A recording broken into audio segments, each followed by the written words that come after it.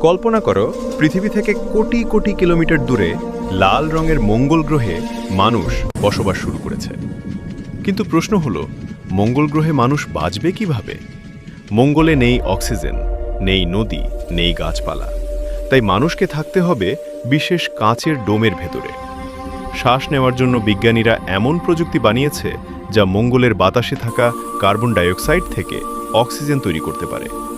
পানির জন্য মঙ্গলের মাটির নিচে জমে বরফ গলিয়ে ব্যবহার করার পরিকল্পনা আছে। খাবারের সমস্যা কিভাবে সমাধান হবে? মঙ্গলে মানুষ কৃত্রিম আলো আর বিশেষ পরিবেশে নিজেরাই সবজি ফলাবে। এমনকি মঙ্গলের মাটিতে আলু চাষের পরীক্ষাও ইতিমধ্যে সফল হয়েছে। কিন্তু সবচেয়ে বড় বিপদ হল মঙ্গলের ক্ষতিকর রেডিয়েশন।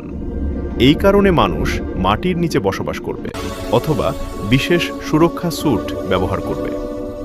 পৃথিবী থেকে মঙ্গলে যেতে লাগে 6 থেকে 9 মাস। একবার গেলে ফিরে আসা খুব সহজ নয়। তবুও মানুষ থামে না, কারণ মানুষ সব সময়ই অসম্ভবকে সম্ভব করতে চায়।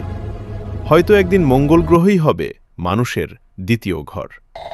তুমি কি মনে করো, মঙ্গল কি আমাদের ভবিষ্যৎ?